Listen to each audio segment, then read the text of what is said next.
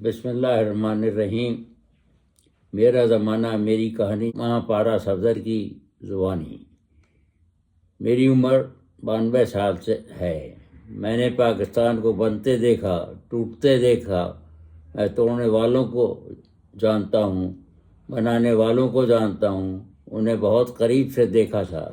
لکھنے کا آغاز 1944 سے نسیم منہنوی کے پرچے حریم سے میں نے شروع کیا، جو کہ لکھنؤ سے نکلا کرتا تھا۔ ایسی کوئی دستاویز نما کتاب میں نے اس سے پہلے نہیں دیکھی، حتیٰ کہ صاف گوئی میں ایسا کوئی نہیں دیکھا، ایسی صاف گوئی نہیں پائی۔ میں اس بہن کی عظمت کو سلام کرتا ہوں۔ جو کام بھائی نہیں کر سکے، وہ ایک بہن نے کر دکھایا۔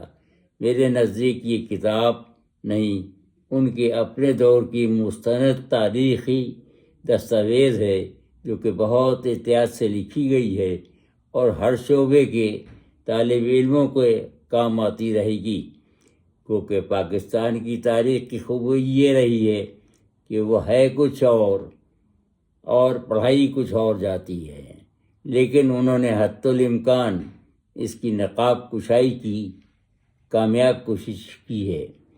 مجھ میں بڑی خرابی یہ ہے کہ میں جھوٹ کا سب سے بڑا دشمن ہوں۔ ساری زندگی جھوٹ کے خلاف لکھتے ہوئے گزر گئی ہے۔ حضور صلی اللہ علیہ وآلہ وسلم کا یہ بھی فرمان ہے کہ میرے سامنے رہتا ہے کہ مسلمانوں میں سب ہو سکتے ہیں، مگر جھوٹا مسلمان نہیں ہو سکتا۔ اس سلسلے میں صفدر بھائی کو اپنے سے بھی آگے پاتا ہوں 2 قدم، کہ اپنے اخبار میں اشتہار اس لیے نہیں لیتے کہ وہ اکثر سچے نہیں ہوتے ہیں۔ میں نے اس کتاب کو بہت غور سے پڑھا، مگر اس میں کوئی بات ایسی نہیں ملی جو سوائے سچ کے کچھ اور ہو۔ قارئین، کتابیں بہت سی لکھی گئی ہیں، مگر مجھے یقین ہے کہ اس جیسی کتاب آپ نے اس سے پہلے کوئی نہیں پڑھی ہوگی۔ میں آپ کو کیا بتاؤں کہ اس میں کیا لکھا ہے؟ اس کے برعکس یہ کہہ سکتا ہوں کہ انہوں نے کیا نہیں لکھا ہے۔ شاید ہی زندگی کا کوئی پہلو بچا ہو جس پر انہوں نے نہ لکھا ہو۔ بظاہر تو سرے وقت دیکھ کر یہی تاثر ملتا ہے کہ یہ ان کی آپ بیتی ہے، مگر اس کے برعکس ان کا کمال یہ ہے کہ انہوں نے اسے جگ بیتی بنا دیا ہے۔ کوئی شعبہ زندگی چھوڑا نہیں ہے جس میں اپنی غیر جانبداری برقرار رکھتے ہوئے انہوں نے کہیں آنسو بہائے ہیں تو کہیں ہنسایا ہے، کہیں موازنہ کیا ہے اپنے ملک سے تو کہیں دوسرے ملک کی خوبیاں بیان کی ہیں، تاکہ جو ہم وطن غیر ملکوں میں جانا چاہیں یہ تو اس کتاب سے مدد لے لیں۔ کبھی وہ اپنی صنف کی وکالت کرتی نظر آتی ہیں تو کبھی اپنے ملک کا مرثیہ پڑھتی نظر آئیں گی، کبھی غیر ملکوں کی خوبیاں بیان کرتی نظر آئیں گی تو وہیں ان کی خامیاں بھی بیان کرتی نظر آئیں گی۔ اور دلچسپ اتنی ہے کہ آپ پڑھنا شروع کریں تو کہیں بھی بوریت محسوس نہیں ہوگی۔ اس کی گارنٹی میں آپ کو اپنی طرف سے دیتا ہوں کہ آپ کو بھی میری طرح ختم کیے بغیر چین نہیں آئے گا اور ختم کیے بغیر نہیں جوڑیں گے۔ ان کے پیش کرنے کے اسلوب سب سے نرالے ہیں، جو قارئین کے دل میں اثر کرتے ہیں اور اترتے چلے جاتے ہیں۔ یہ کلیہ ہے کہ دنیا میں لوگ اپنے کام سے کام رکھتے ہیں، اور ترقی یافتہ ملکوں میں تو جو جس فن کا ماہر ہوتا ہے صرف اس پر بات کرتا ہے، جبکہ دوسرے مضامین میں عموماً صفر ہوتا ہے، اس لیے اس کے سوا وہ اور کسی موضوع پر بات نہیں کرتا ہے سوائے موسم کے۔ اگر کبھی کسی سے بات کرنا ہوتی ہے تو ترقی یافتہ ملکوں کے لوگ بات شروع کرنے کے لیے عموماً موسم سے بات شروع کرتے ہیں، جبکہ وطن عزیز میں آپ کو یہ خوبی ملے گی کہ ہر موضوع پر ہر آدمی بات کرتا ہے۔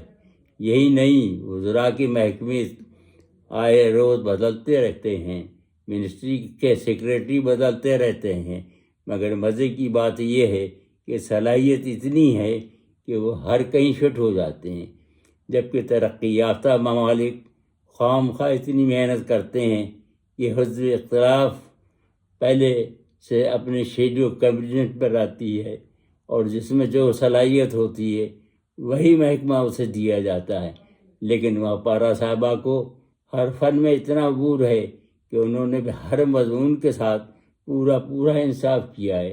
اگر اس کتاب کو آپ سرسری نگاہ سے دیکھیں گے تو ایک پاکستانی لڑکی کی داستان ہے جو اپنے ملک کی میڈیا میں اس لیے جانی پہچانی جاتی ہے کہ اس نے پہلے ریڈیو پر خدمات انجام دی تھیں، پھر ٹی وی پر اپنا معیار برقرار رکھا، لیکن اس نے اچھے مستقبل کے لیے ٹی وی چھوڑ دی، BBC لندن میں ریڈیو کی ملازمت کو ترجیح دی، جسے اردو میں آپ رجعت قہقری کہہ سکتے ہیں، جبکہ یہ اس خاندان کی فرد تھیں جن میں خواتین اگر کسی سواری میں سوار ہوتی تھیں تو دونوں طرف آدمی پردہ تان کر کھڑے ہوتے تھے کہ کہیں چشم فلک نہ دیکھ لے، اور یہاں انہوں نے وہ جرت رندانہ دکھائی کہ وہ 2 بچوں کی انگلی پکڑ کر لندن جیسے انسانوں کے سمندر میں جانے کو تیار ہو گئیں۔ جس قوم میں اتنی بہادر بچیاں ہوں جو اپنے فن میں اپنے ملک میں لوہا منوا چکی ہوں، تو کوئی ملک اپنے ایسے قیمتی سرمایہ کو کبھی جانے نہیں دیتا۔ مگر وطن عزیز کی بات ہی نرالی ہے۔ ان کے شوہر ساتھ اس لیے نہیں تھے کہ اللہ تعالیٰ دونوں پر بیک وقت مہربان ہو گیا تھا۔ شوہر کا دانا پانی اللہ تعالیٰ نے جاپان میں اتار دیا تھا اور جاپان ریڈیو کی خدمات انجام دینے جا رہے تھے، تو یہ BBC لندن میں تشریف لے جا رہی تھیں۔ اللہ تعالیٰ ان کے اس ہونے والے صفائے فہم افسر کا بھلا کرے جس نے انہیں مشورہ دیا کہ اپنے ساتھ کسی قابل اعتماد ملازمہ کو لے کر پاکستان سے آئیں۔ اس سے تھوڑی سی بچت ہو گئی کہ وہ ڈیوٹی رات کی کرتی تھیں تو وہ بچوں کو سنبھالتی تھیں۔ میں نے اسے صفائے فہم کا نام اس لیے دے دیا ہے کہ اس کتاب میں ان کی تصویر تو ہے، رنگ ہے سفید، جبکہ مجھے ان کی شہریت نہیں معلوم۔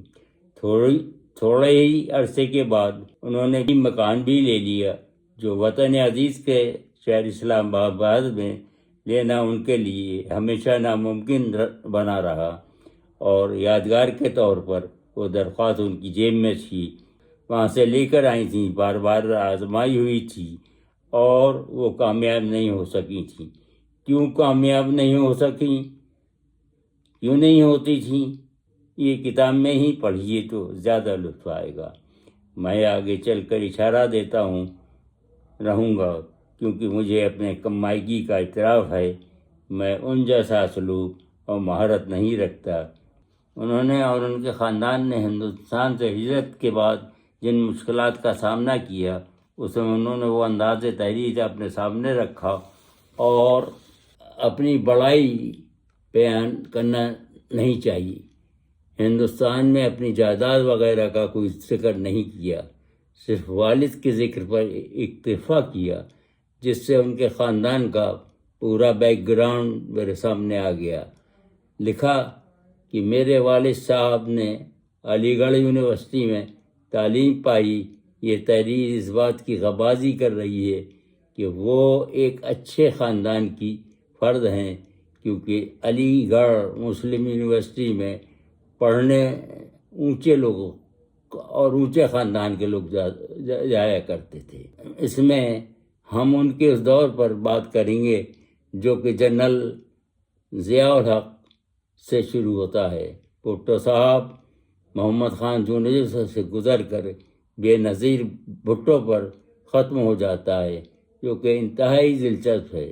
جو ضیاء الحق مارکہ اسلام کی نمائشی نفاذ کا دور تھا جس کے اہم حصے جیالوں کو کوڑے لگانا اور میڈیا کو دوپہر اڑانا تھا، مگر انہوں نے اس مہارت سے اپنا وقت گزارا کہ ضیاء الحق صاحب کو کہنا پڑا کہ ماہپارہ سے پوچھو کہ وہ میرے حکم پر دوپٹہ اڑ رہی ہیں یا اس کا مذاق اڑا رہی ہیں۔ یہ وہ دور تھا جبکہ انہوں نے اوروں کی طرح سستی شہرت کے لیے صرف میڈیا کو مشرف با اسلام کرنا چاہا۔ ضیاء الحق کے بھی دو پارٹ ہیں۔ پہلا ضیاء الحق وہ ہے کہ وہ اتنی انکساری سے برتتے تھے کہ ہر مہمان کو جو ان سے ملنے جاتا تھا دروازے تک چھوڑنے آتے تھے اور وہ ان کی سادہ کا شکار ہو جاتا تھا۔ تو اصحاب کو تو میں جانتا ہوں جو کبھی کسی کے قابو میں نہیں آئے لیکن ان کی انکساری کا شکار ہو گئے۔ وہ تھے نواب زادہ نصر اللہ خان اور مولانا سید وسیم اظہر ندوی مرحوم، جو کہ ان کے زمانے میں وزیر مذہبی امور تھے۔ وہ جماعت اسلامی کے ان لوگوں میں سے تھے اور اس سے الگ ہوئے تھے کہ جماعت نے سیاست میں حصہ لینا شروع کر دیا تھا۔ وہ بہت ہی باضمیر آدمی تھے۔ وہ ضیاء الحق صاحب سے ملنے گئے اور ضیاء الحق صاحب نے ان سب سے کہا کہ میں اسلامی نظام نافذ کر رہا ہوں، آپ میرا ساتھ دیں، اور وہ وزیر بن کر باہر نکلے۔ ان پر اس کا کچھ ایسا جادو چلا کہ وہ مرتے دم تک یہ کہتے رہے کہ وہ اسلامی نظام نافذ تو کرنا چاہتے تھے مگر وہ ان کو وقت نہیں ملا۔ دوسرے نواب زادہ نصر اللہ خان صاحب تھے جو کہ اپنے اس فعل پر شرمندہ تھے کہ انہوں نے ان کی کابینہ میں اپنے 4 وزراء کیوں دے دیے، جس کا اعتراف انہوں نے سب کے سامنے کیا۔ وہ ہر سال حسین شہید سہروردی مرحوم کی برسی پر لکھم ہاؤس تشریف لے جایا کرتے تھے۔ اس سال بھی تشریف لائے تو جماعت اسلامی کے ایک صاحب نے کہا کہ نوابزادہ صاحب اب اس حکومت کو کب گرائیں گے؟ تو انہوں نے جواب دیا کہ جلد ہی اس کو بھی گراؤں گا۔ میں نے کہا کہ اگر برا نہ مانے تو میں ایک بات کہوں۔ کہنے لگے فرمائیے۔ تو میں نے عرض کیا پہلے ہمیں فخر تھا کہ ہمارے پاس ایک شخصیت ایسی ہے کہ جو کسی کے چکر میں نہیں آئے گی، مگر اب ہمارا اعتماد ہل گیا۔ فرمانے لگے ہاں مجھ سے غلطی تو ہوئی ہے۔ اس کے برعکس دوسری شخصیت بھٹو صاحب کی تھی جن سے وہ متاثر تو تھیں لیکن سچائی کا پہلو وہاں بھی نہیں چھوڑا۔ وجہ یہ تھی کہ بھٹو صاحب بہت اچھے تھے جب تک کہ وہ ایوب خان کے وزیر تھے۔ ان کے سلسلے میں 2 مثالیں پیش کرتا ہوں۔ یہ وہ دن تھا کہ بھٹو صاحب سیکورٹی کونسل میں کشمیر کا مقدمہ پیش کرنے جا رہے تھے۔ میں میر پور خاص سے کراچی آیا ہوا تھا، سوچا کہ چلو بھٹو صاحب سے بھی مل لیں۔ ان کے کلیکشن والے پرانے مکان پر پہنچا تو امریکن سفیر اور بھٹو صاحب برآمدے میں ٹہل رہے تھے کسی کے انتظار میں۔ ان دنوں ان کے وسیع لان میں ایک چبوترے پر ایک کمرہ بنا ہوا تھا جس میں ان کے سیکرٹری وہی صاحب بیٹھا کرتے تھے۔ میں ان کے پاس جانے لگا تو بھٹو صاحب نے ہاتھ سے اشارہ کر کے مجھے بلایا، پوچھا کیا کسی کام سے آیا ہو؟ بتاؤ کر دوں۔ میں نے کہا نہیں، میں صرف آپ سے ملنے آیا تھا، مگر جب وہ سول مارشل لا ایڈمنسٹریٹر بنے تو وہ کچھ اور تھے۔ جب ایوب خان سے انہوں نے ٹکر لی تو ان کی گرفتاری کے وارنٹ جاری ہوئے۔ منظر اکبر صاحب مرحوم اسسٹنٹ کمشنر لاڑکانہ تھے۔ انہوں نے بھٹو صاحب کو فون کیا کہ ہم آپ کو گرفتار کرنے آ رہے ہیں، آپ غسل وغیرہ کر لیں، تیار ہو جائیں۔ بھٹو صاحب نے کہا بڑا شکریہ ادا کیا گیا، لیکن جب وہ سول مارشل ایڈمنسٹریٹر ہو کر میر پور خاص آئے تو ایک اسٹوڈنٹ لیڈر نے منظر اکبر صاحب کی شکایت کی اور انہوں نے ان کی معطلی کے احکامات صادر کر دیے۔ تھوڑی دیر کے بعد منظر اکبر صاحب سامنے آئے تو کہنے لگے کہ منظر کہاں ہو آج کل؟ انہوں نے جواب دیا کہ ابھی کچھ دیر پہلے تک میر پور خاص کا ڈپٹی کمشنر تھا۔ اب جنرل ضیاء الحق کے نام نہاد ریفرنڈم کی بات کرنے جا رہے ہیں۔ یہ بھی اپنے قسم کا بے مثال رائے تھا کہ ووٹوں کو پتہ نہیں چلا اور ووٹ پڑ بھی گئے۔ ہم جب اس دن اپنے پولنگ اسٹیشن پر پہنچے جو کہ ایک میٹرنٹی ہوم میں تھا تو دیکھا کہ بستروں پر پولنگ افسر اور پریزائڈنگ افسر محو استراحت ہیں، ووٹر کوئی نہیں تھا، جبکہ کچھ لوگ فرش پہ بیٹھے ٹھپے لگا رہے تھے اور بکس میں ڈال رہے تھے۔ ایک محو استراحت شخص نے کہا کہ جیلانی صاحب آپ نے تکلیف کیوں کی، آپ کا ووٹ تو پڑ ہی جاتا۔ تعجب کی بات یہ تھی کہ ووٹوں کا تناسب پھر بھی 60% ہی رہا۔ ہوشیار لوگ ایسا ہی کرتے ہیں۔ مزید تفصیلات اسی کتاب میں پڑھیے۔ اس موضوع کو یہیں پر بند کر دیتے ہیں۔ مہاپارا صاحبہ کا یہ شعر پڑھ کر جو کہ انہوں نے آرمی میس میں بقول ان دنوں پڑھا تھا، منزل پہ بھی پہنچ کر اندھیرا دکھائی دے، سالار کارواں تو لٹیرا دکھائی دے۔ رضا علی عابدی صاحب نے اپنے ابتدائی کلمات میں پوری کتاب پر انہیں ثواب کی نوید دی ہے، مگر میں یہ دعوے کے ساتھ کہہ سکتا ہوں کہ اس ایک شعر پر انہیں اتنا ثواب ملے گا کہ ان کی بخشش کے لیے کافی ہے، کیونکہ حضور صلی اللہ علیہ وآلہ وسلم نے ایک حدیث میں فرمایا ہے کہ کسی ظالم حکمراں کے سامنے کلمہ حق کہنے والا بہت بڑے ثواب کا مستحق ہوتا ہے، جو کہ قوم کی اس قلمی مجاہدہ کے عمل سے ظاہر ہے۔ جہاں کہیں انہیں کچھ لکھنے یا کچھ کہنے کا موقع ملا تو اس جرات سے بات کی کہ وہ بھی سرکاری ملازمت میں رہتے ہوئے جب پاکستان کا مشرقی حصہ جس میں اکثریت رہتی تھی، وہ اکثریت جس نے مسلم لیگ بنائی، پاکستان بنایا، اقلیت سے علیحدہ ہوئی، تو بھی ان کا قلم اسی طرح چلا۔ جہاں 90,000 فوج نے ہتھیار ڈالے، دنیا میں یہ تو ہوتا آیا ہے کہ اکثریت اقلیت سے جدا ہوتی ہے اور دوسرے نام سے ایک الگ ملک بن جاتا ہے، مگر یہ واحد مثال ہے۔ ایسا کبھی نہیں ہوا کہ اکثریت اقلیت سے جدا ہوئی ہو اور نام بھی چھوڑ دے۔ کیوں ہی اس سلسلے میں مجھے الف سے لے کر یہ تک تفصیل معلوم ہے۔ پہلی وجہ یہ ہے کہ پہلی قرارداد پاکستان 1940 کے مؤید چودھری خلیق الزماں صاحب مرحوم سے میرے گہرے تعلقات تھے، جس کے مورخ AKM فضل الحق مرحوم تھے۔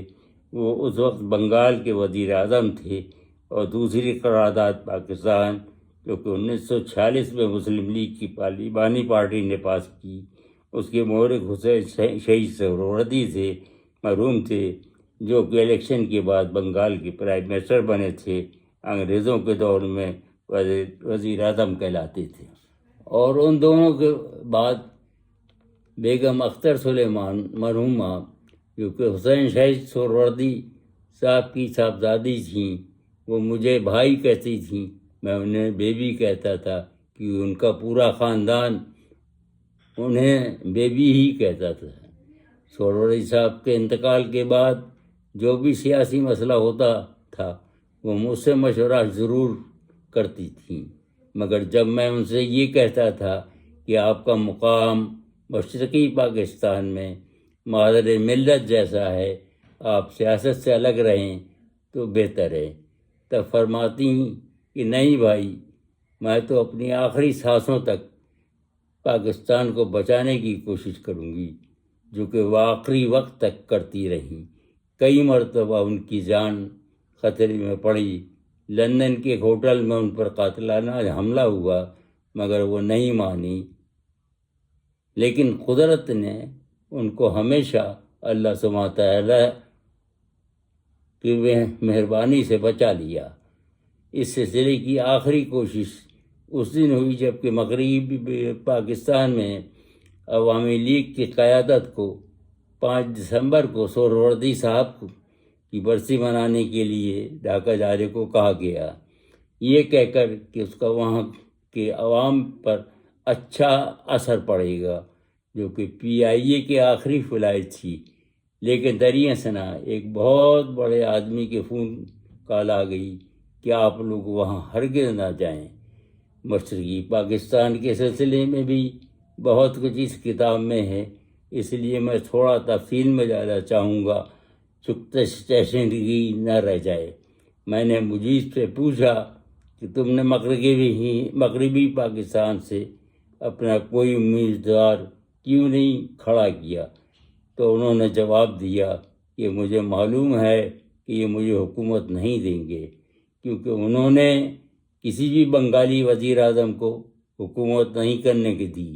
حسین شہید سہروردی صاحب مرحوم کا جرم یہ تھا کہ انہوں نے لاہور کے موچی دروازے میں تقریر کرتے ہوئے کہہ دیا تھا کہ یہاں ایک ایک آدمی کے پاس 75,000 ایکڑ زمین ہے، جو کہ میں کاشتکاروں میں تقسیم کر دوں گا، جبکہ وہ مشرقی پاکستان میں ایسا کر چکے تھے۔ جیسی کہ پاکستان کی روایت تھی، انہیں بھی ہوائی اڈے سے سیدھا ایوان صدر لے جایا گیا اور کہا گیا کہ استعفیٰ دے دو۔ انہوں نے کہا جو جمہوری طریقہ ہے مجھے پارلیمنٹ میں جانے دو، اگر میں اعتماد کا ووٹ نہ لے سکا تو استعفیٰ دے دوں گا۔ کہا نہیں، ابھی استعفیٰ دو اور گھر جاؤ۔ مجیب نے راؤنڈ ٹیبل کانفرنس میں کچھ لچک دکھائی اور 24 گھنٹے دوستوں سے مشورے کرنے کے لیے مہلت مانگی، جو پہلے دے دی گئی، مگر وہ صرف چند گھنٹوں کے بعد واپس لے لی گئی۔ سہروردی صاحب کی صاحبزادی بیگم اختر سلیمان کو لندن بھیجا گیا، بنگلہ دیش کی عبوری حکومت کے وزیر خارجہ عبدالصمد آزاد کو رام کرنے کے لیے۔ انہوں نے بات کرنے کی اہمیت تیار بھی انہیں کر لیا، مگر پھر اس کے بعد صدر پاکستان سے نہ بات ہو سکی نہ ملاقات ہی ہو سکی۔ چلیے گھڑے مردے اکھاڑنے سے کیا فائدہ، اس موضوع کو بھی یہیں ختم کرتے ہیں۔ میں نے شروع میں لکھا تھا کہ یہ مت پوچھیے کہ اس کتاب میں کیا ہے، یہ پوچھیے کہ کیا نہیں ہے۔ آئیے اس زاویے سے اس کتاب کو دیکھتے ہیں۔ اس میں ہر پڑھنے والے کے لیے اس کی دلچسپی کا سامان ہے۔ بہت سے شاعر و ادیبوں کے انٹرویوز ہیں۔ آپ کو عاقبت بنانا ہے تو عراق کی زیارتیں ہیں، شام کی زیارتیں ہیں، ایران کی زیارتیں ہیں، اور موجودہ نظام جو کہ اب ایران میں نافذ ہے اس کی پوری تفصیل وہاں موجود ہے۔ اگر گرمی ستا رہی ہو تو کالام کی پہاڑیاں بھی ہیں۔ اگر میڈیا میں آنا ہو اور مستقبل بنانا ہے، اس کے آداب طور طریقے سیکھنا ہو، تو اس میں ایک ایک تفصیل موجود ہے کہ کن کن مراحل سے گزرنا پڑتا ہے۔ بلوچستان کی سیر کرنا ہے، وہاں کے سرداروں کا انوکھا عدل اور انصاف دیکھنا ہے، وہ بھی اس میں موجود ہے۔ کسی کو ترقی یافتہ ملک میں جا کر آباد ہونا ہے، جو کہ آج کل کا سب سے بڑا اہم موضوع ہے، بنا ہوا ہے، تو پہلے اس کتاب میں وہاں کی اچھائیاں اور برائیاں پڑھ لیں، سب کی مل جائیں گی، سوائے ایک آدھ کے اپنی مرضی کا ملک منتخب کر لیں، وہاں چلے جائیں، کیونکہ ہر ایک کو آدمیوں کی ضرورت ہے، جبکہ ہر آدمی کی پسند مختلف ہوتی ہے۔ اب انتخاب کرنا آپ کے اپنے ہاتھ میں ہے۔ گروتھ ریٹ اکثر ممالک میں 0 کو چھو رہا ہے، کیونکہ انہوں نے اپنی ترجیحات بدل دی ہیں۔ وہ کہتے ہیں کہ پہلے لائف انجوائے کرو، بچے بعد میں پہلے دیکھیں گے۔ اقبال نے بہت پہلے کہا تھا کہ نئی تہذیب اپنے ہاتھوں سے خود کشی کرے گی، وہ اس دور سے گزر رہے ہیں اور بے بس ہیں۔ اور ہاں، مہاپارا سبزہ صاحبہ کا بہترین کلام بھی اس آخر میں ہے۔ ہم نے ایک شعر پیش کر دیا ہے، کہتے ہیں کہ ایک چاول کو دیکھنے سے پوری دیگ کا پتہ چل جاتا ہے۔ ان کی شاعری کو دیکھنے کے لیے یہ شعر کافی ہے، اور بہت سارے یادگاری فوٹو بھی ہیں، اور مصر کے عجائب خانے اور تہذیب بھی ہے۔ یہاں پر میں اپنی بات کو ختم کرتا ہوں۔ خدا حافظ۔